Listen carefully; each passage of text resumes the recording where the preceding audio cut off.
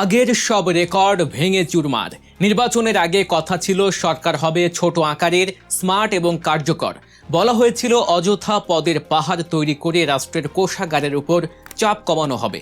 কিন্তু বাস্তবে আমরা কি দেখছি? মন্ত্রী, প্রতিমন্ত্রী, সমমর্যাদার উপদেষ্টা এবং বিশেষ সহকারীর সংখ্যায় বর্তমান সরকার ছাড়িয়ে গেছে অতীতের সব ইতিহাসকে। হ্যাঁ, ঠিকই শুনছেন, মাত্র কয়েক মাসের ব্যবধানে কিভাবে এত বড় হয়ে উঠল এই মন্ত্রিসভা? কেন এত উপদেষ্টার বিশেষ সহকারী ছড়াছড়ি? কারা পেলেন প্রমোশন আর কারাই বা ছিটকে পড়লেন ক্ষমতার মূল কেন্দ্রবিন্দু থেকে? আসুন আজ আমরা অতীতের খতিয়ান খুলে মিলিয়ে দেখি কেন বর্তমান সরকারের এই আকার নিয়ে দেশ জুড়ে চলছে এত আলোচনা আর বিশ্লেষণ। শুরুতে আসা যাক একদম সাম্প্রতিক পরিসংখ্যানে। শুক্রবার মন্ত্রিসভায় যোগ হয়েছেন নতুন 5 মুখ, অন্যদিকে বিদায় নিয়েছেন একজন।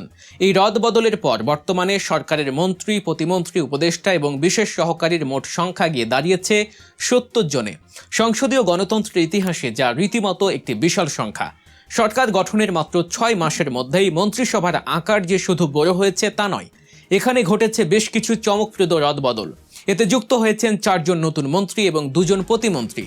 যারা প্রমোশন পেয়েছেন তাদের মধ্যে অন্যতম হলেন এম রাশিদুজ্জামান মিল্লাত। তিনি বেসামরিক বিমান পরিবহন ও পর্যটন প্রতিমন্ত্রী থেকে পদোন্নতি পেয়ে পূর্ণ মন্ত্রী হয়েছেন। তবে সবার কপাল সমান খোলেনি। মন্ত্রিসভা থেকে বাদ পড়েছেন তথ্যমন্ত্রী জহিরুল উদ্দিন স্বপন। তবে তাকে একেবারে খালি হাতে ফেরানো হয়নি। মন্ত্রীর পদমর্যাদায় তাকে করা হয়েছে প্রধানমন্ত্রীর উপদেষ্টা। আবার উল্টো চিত্রও আছে। উপদেষ্টার পদমর্যাদা থেকে পদোন্নতি পেয়ে পররাষ্ট্র প্রতিমন্ত্রী হয়েছেন হুমায়ুন কবির। দফতর বদল হয়েছে আফরোজা খানম রিতার। তিনি বিমান মন্ত্রী থেকে দায়িত্ব পেয়েছেন খাদ্যমন্ত্রীর। এই সব মিলিয়ে শুক্রবারের রদবদলের পর মন্ত্রিসভার আকার গিয়ে ঠেকেছে 51 জনে। দেশের সংসদীয় গণতন্ত্র পুনর্প্রবর্তনের পর এটি তৃতীয় বৃহত্তম মন্ত্রিসভা। কিন্তু গল্প এখানেই শেষ নয়। চমক লুকিয়ে আছে উপদেষ্টা এবং বিশেষ সহকারী তালিকায়। বর্তমানে মন্ত্রী, প্রতিমন্ত্রী ও সমমর্যাদার উপদেষ্টা, বিশেষ সহকারী, সচিব মর্যাদার বিশেষ সহকারী এবং অতিরিক্ত সচিব মর্যাদার বিশেষ সহকারী মিলিয়ে মোট 19 জন রয়েছেন এই তালিকায়। সব মিলিয়ে সংখ্যাটা দাঁড়িয়েছে সেই 70-এ। এবার আসুন এই 19 জনের পদমর্যাদা একটু বিশ্লেষণ করে দেখি। এদের মধ্যে মন্ত্রীর পদমর্যাদায় উপদেষ্টা হয়েছেন 6 জন, প্রতিমন্ত্রীর পদমর্যাদায় উপদেষ্টা আছেন 4 জন, আবার প্রতিমন্ত্রীর মর্যাদাতেই বিশেষ সহকারী আছেন আরও 5 জন।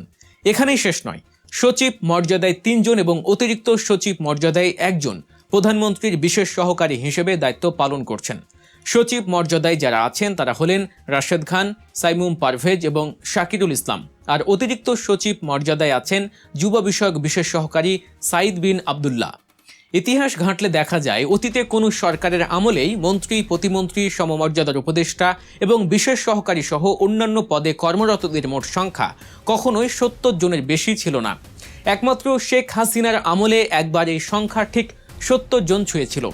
শেখ হাসিনার দ্বিতীয় মেয়াদের মন্ত্রিসভায় সর্বোচ্চ সরাসরি 61 জন মন্ত্রী, প্রতিমন্ত্রী ছিলেন। অন্যদিকে খালেদা জিয়ার নেতৃত্বে 2001 থেকে 2006 মেয়াদের সরকারে মন্ত্রী, প্রতিমন্ত্রী ছিলেন 60 জন। ওই সময় সরকার প্রধানের উপদেষ্টা ছিলেন মাত্র 4 জন।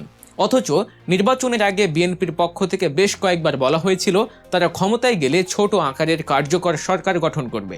কিন্তু এখন আর সেই প্রতিশ্রুতির কোনো বাস্তব প্রতিফলন দেখা যাচ্ছে না। মাত্র 6 মাসের মধ্যেই সরকারের মন্ত্রিত্বের স্বাদ নিয়েছেন 56 জন।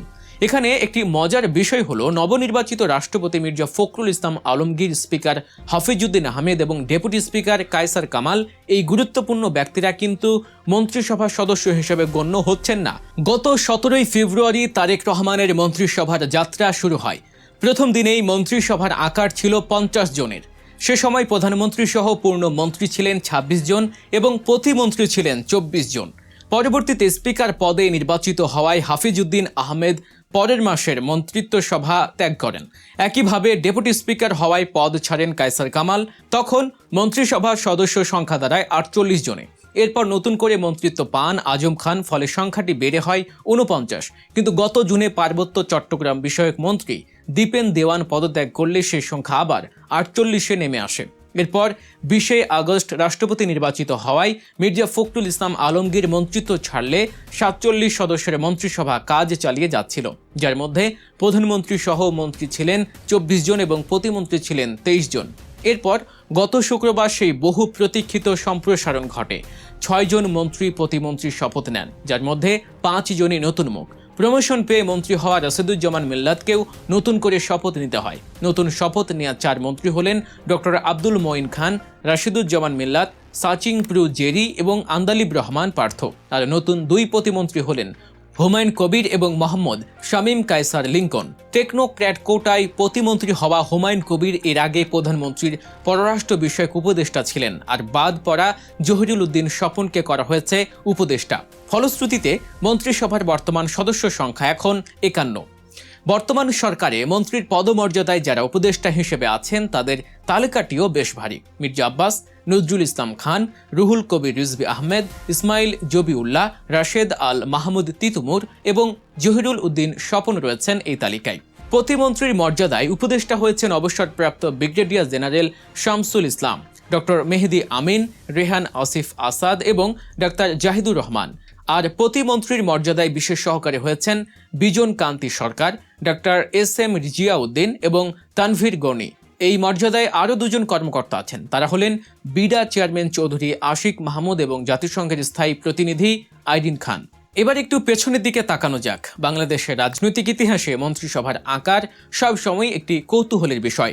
প্রধানমন্ত্রী হিসেবে খালেদা জিয়ার প্রথম মন্ত্রিসভা শুরু হয়েছিল মাত্র 34 জন নিয়ে।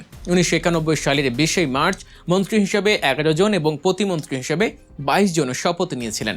পরে ওই বছরের সেপ্টেম্বরে সংবিধানে দ্বাদশ সংশোধনীর মাধ্যমে সংসদীয় গণতন্ত্র ফিরে এলে মন্ত্রিসভা পুনর্গঠন করেন খালেদা জিয়া। ওই বছরের 19 সেপ্টেম্বর আরও 11 জন মন্ত্রীর শপথ নিলে মন্ত্রীর সংখ্যা বেড়ে হয় 22 জন। প্রতিমন্ত্রী হিসেবে শপথ নেন আরও 6 জন। সব মিলিয়ে তখন মন্ত্রিসভার সদস্য সংখ্যা গিয়ে দাঁড়ায় 28 জনে। তবে পদোন্নতি পাওয়া 9 জন মন্ত্রীকে হিসাবে ধরলে মোট সংখ্যাটি ছিল 19। তখন উপমন্ত্রী ছিলেন 3 জন। সব মিলিয়ে বেগম খালেদা জিয়ার সেই মন্ত্রিসভার আকার ছিল 45 জনের। পরবর্তী বছরগুলোতে আরও কিছু রদবদলের পর সেই সংখ্যা 50-এর নিচেই ছিল। 2001 সালের 10 অক্টোবর খালেদা জিয়া তৃতীয়বারের মন্ত্রিসভায় শপথ নেন এক বিশাল বহর। খালেদা জিয়া সহ 28 জন পূর্ণ মন্ত্রী, 28 জন প্রতিমন্ত্রী এবং 4 জন উপমন্ত্রী, সব মিলিয়ে দেশের ইতিহাসের সবচেয়ে বড় 60 সদস্যের মন্ত্রিসভা গঠিত হয়। এই বিশাল আকার নিয়ে তখন ব্যাপক সমালোচনা হয়েছিল। অন্তত 7 জন মন্ত্রী বিভিন্ন সময় পদত্যাগ করায় সংখ্যাটি কিছুটা কমে আসে। 2006 সালে নির্বাচনের আগে এলডিপি গঠিত হলে 4 জন প্রতিমন্ত্রী পদত্যাগ করেন। এরপর 2009 সালের 6 জানুয়ারি শেখ হাসিনা দ্বিতীয় মন্ত্রিসভা যাত্রা শুরু করে। সেদিন প্রধানমন্ত্রী সহ 24 জন পূর্ণ মন্ত্রী এবং 8 জন প্রতিমন্ত্রী শপথ নিয়েছিলেন। এরপর আরও কয়েক দফা সম্প্রসারণের পর সেই মন্ত্রিসভার আকার গিয়ে দাঁড়ায় 44 জনে। এই দীর্ঘ ইতিহাস বিশ্লেষণ করলে একটি বিষয় পরিষ্কার হয়ে যায়, রাজনৈতিক দলগুলো যখন বিরোধী দলে থাকে তখন তারা ছোট এবং কার্যকর সরকারের প্রতিশ্রুতি দেয়, কিন্তু ক্ষমতার স্বাদ পাওয়ার পর রাজনৈতিক সমীকরণ, দলীয় নেতাদের সন্তুষ্ট রাখা এবং জোটের শরিকদের ভাগাভাগির কারণে মন্ত্রিসভার আকার বড় হতেই থাকে। বর্তমান সরকারের 70 জনের বিশাল বহর সেই পুরনো রাজনৈতিক সংস্কৃতিরই একটি নতুন এবং বর্ধিত রূপ।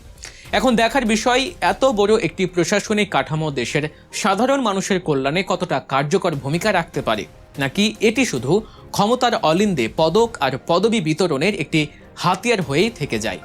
প্রিয় দর্শক, বাংলাদেশের রাজনীতি এবং প্রশাসনের এমন সব নিখুঁত বিশ্লেষণ, পেছনের গল্প আর পরিসংখ্যান জানতে আমাদের সাথেই থাকুন।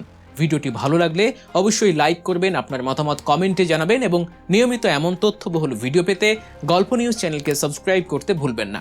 দেখা হচ্ছে পরবর্তী ভিডিওতে। আল্লাহ হাফেজ।